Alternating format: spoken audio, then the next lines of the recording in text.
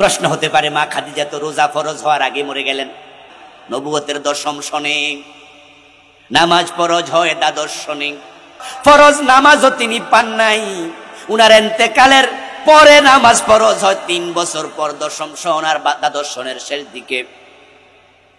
উনার ইন্তেকালের পরে যাইয়া মেরাজের রাতে নামাজ ফরজ। এখন আপনি যদি আল বাদা ওয়ান নেহার 51 নম্বর পৃষ্ঠাটা দেখেন, সেই জায়গার মধ্যে উল্লেখ আছে, মুসা ইবনে উকবা জুহরি থেকে বর্ণনা করেছেন যে হযরত খাদিজা রাদিয়াল্লাহু তাআলা আনহা সর্বপ্রথম আল্লাহ তাআলার প্রতি ঈমান এনেছেন এবং রাসূলকে সত্য বলে গ্রহণ করেছেন।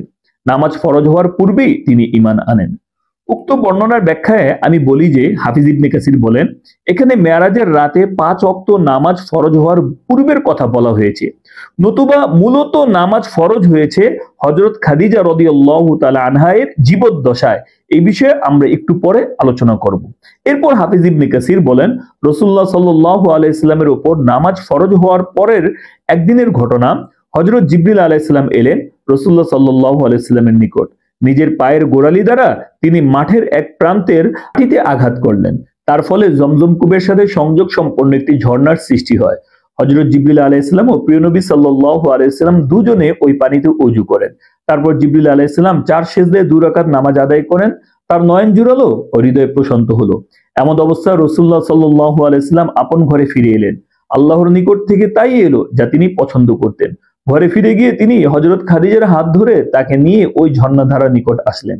তারপর জিবরিল আলাইহিস সালাম যেমনটি ওযু করেছিলেন, রাসূলুল্লাহ সাল্লাল্লাহু আলাইহি সাল্লামও তেমনটি ওযু করলেন। তারপর 4 সিজদা সহ 2 রাকাত নামাজ আদায় করলেন। এরপর থেকে তারা দুজনে গোপনে নিয়মিত নামাজ আদায় করতেন। আমি বলি, হযরত জিবরিল আলাইহিস সালামের এই নামাজ তার বাইতুল্লাহ শরীফের সম্মুখে 2 বার আদায় করা নামাজ থেকে পৃথক একটি নামাজ। বাইতুল্লাহ শরীফের সম্মুখে 2 বার আদায়কৃত নামাজে তিনি 5 ওয়াক্ত নামাজের প্রথম ও শেষ ওয়াক্ত সম্পর্কে শিক্ষা দিয়েছেন এবং ওই শিক্ষামূলক নামাজ ছিল মেরাজ রাতে 5 ওয়াক্ত নামাজ ফরজ হওয়ার পরের ঘটনা। আর এই বিষয়ে আলোচনা পরবর্তীতে আসবে ইনশাআল্লাহ।